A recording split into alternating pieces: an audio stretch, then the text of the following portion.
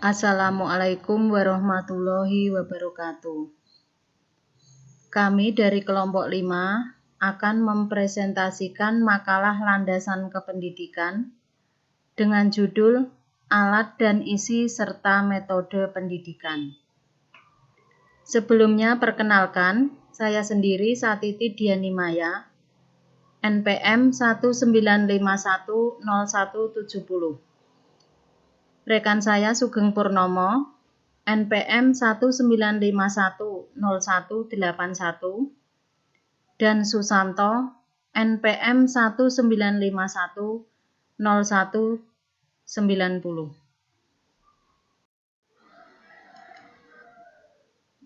Selanjutnya, bab 1 yaitu pendahuluan yang berisi tentang latar belakang, rumusan masalah, dan tujuan.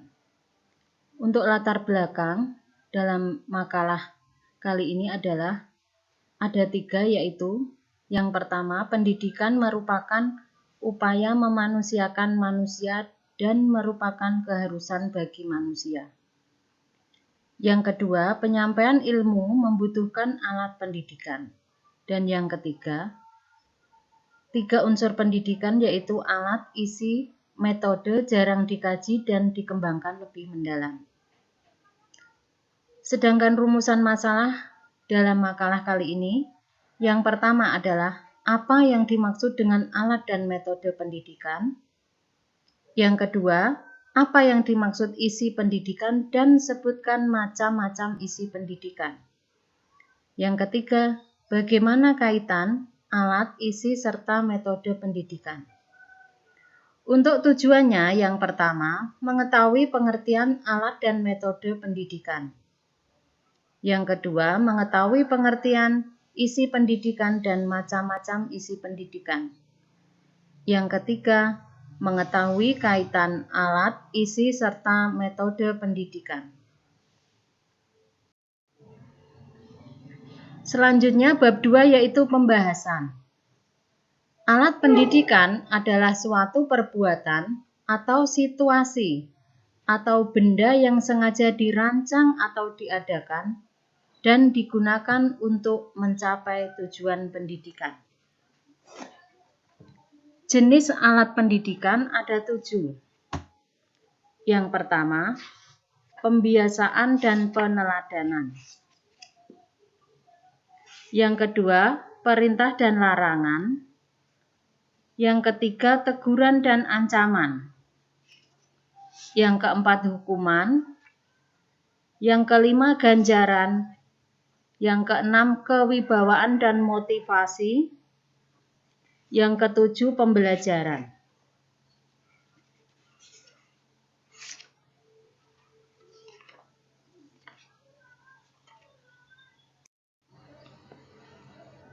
Metode pendidikan dan pertimbangan memilih metode. Pengertian metode pendidikan yaitu cara yang digunakan dalam proses pendidikan agar dapat mencapai tujuan pendidikan yang telah ditetapkan. Pertimbangan dalam memilih metode pendidikan. Yang pertama, tujuan yang telah ditetapkan. Yang kedua, lingkungan, suasana, dan fasilitas pendidikan. Yang ketiga, sistem dan kurikulum pendidikan. Yang keempat, kebutuhan anak didik. Yang kelima, kemampuan pendidik.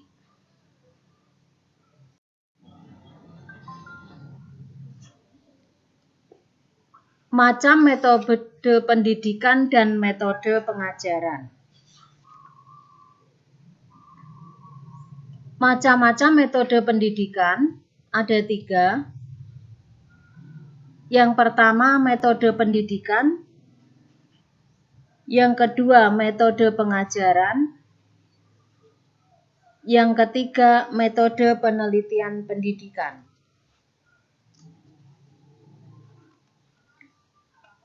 Untuk metode pengajaran ada banyak sekali. Di antaranya yang pertama ceramah. Ceramah disebut juga strategi guru bicara. Metode ini sesuai untuk mengajarkan fakta-fakta. Selanjutnya metode diskusi. Melalui diskusi, para pelajar dapat memperoleh keuntungan dari kontak pemikiran guru dan juga dengan pelajar lain. Metode ini membantu guru untuk memfasilitasi kedua-duanya. Selanjutnya ada latihan praktik.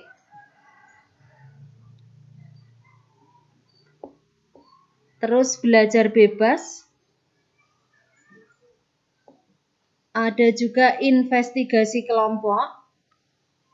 Dalam investigasi kelompok, pelajar dibantu untuk mengerjakan berbagai aspek dari kelompok atau kelas untuk meningkatkan kompetensi mereka. Pendekatan laboratori.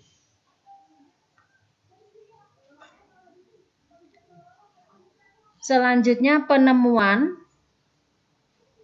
Pembelajaran melalui penemuan dapat memberikan sumbangan bagi pelajar dalam menganalisis dan mengembangkan kemampuan memecahkan masalah melalui inkuiri individu dan kelompok.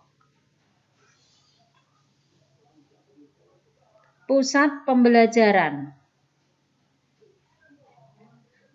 Tujuan, proses, dan evaluasi pembelajaran terpusat pada si belajar. Simulasi. Simulasi dapat dilaksanakan dalam bentuk bermain peran, sosiodrama, dan permainan simulasi. Untuk bermain peran merupakan tindakan yang dapat menggambarkan sejarah masa lalu, kejadian masa depan yang memungkinkan, atau kejadian sekarang yang bermakna. Untuk sosiodrama adalah penampilan pemecahan masalah kelompok yang terpusat pada masalah yang melibatkan manusia.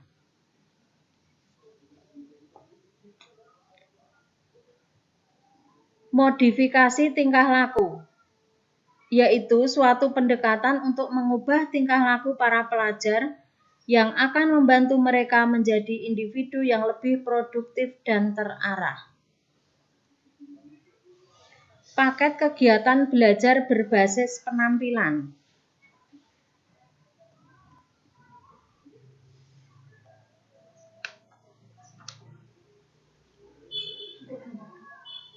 Selanjutnya, melakukan melihat belajar merupakan suatu metode pembelajaran yang dimulai dengan keterlibatan pelajar, dilanjutkan melalui penekanan pada proses dan produk, dan diharapkan tidak pernah berakhir bagi pelajar.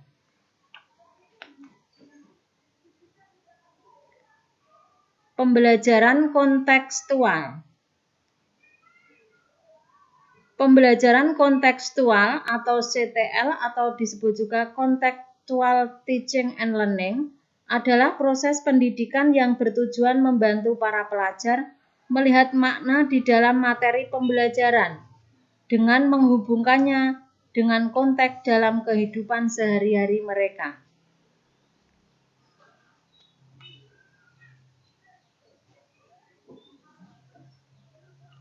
Yang terakhir adalah cara belajar cepat atau CBC.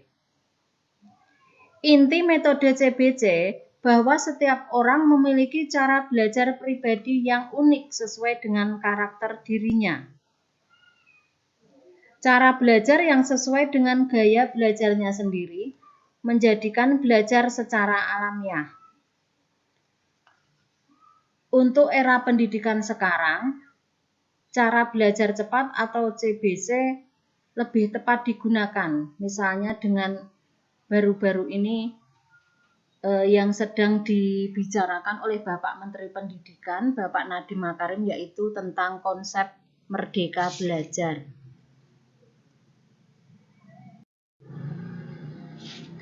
Isi pendidikan. Pengertian isi pendidikan adalah materi didik yang mampu mengantar anak didik menjadi dewasa yang susila atau manusia utuh yang berbudaya. Macam isi pendidikan, menurut isi pendidikannya ada 5. Yang pertama, pendidikan jasmani dan keterampilan. Yang kedua, pendidikan seni. Yang ketiga, pendidikan moral. Yang keempat, pendidikan agama. Dan yang kelima, pendidikan intelektual.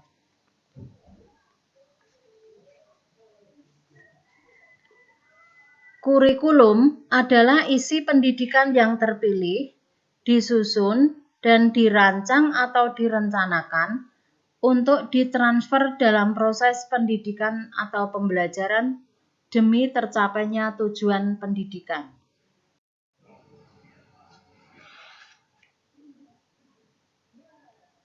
Keterkaitan alat, isi, dan metode pendidikan. Alat, isi, dan metode pendidikan memiliki peran penting dalam membangun substansi pendidikan. Masing-masing substansi harus bekerja sama, karena alat, isi, dan metode pendidikan adalah satu kesatuan yang tidak bisa dipisahkan dalam mencapai tujuan pendidikan.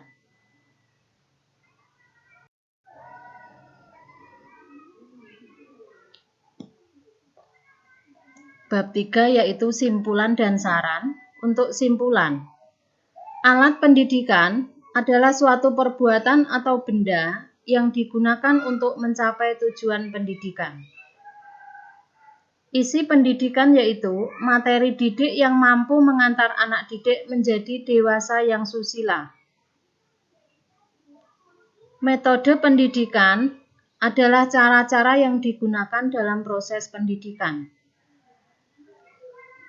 Ketiga-tiganya yaitu alat pendidikan, isi pendidikan, dan metode pendidikan harus bekerja sama karena merupakan satu kesatuan yang tidak bisa dipisahkan. Saran.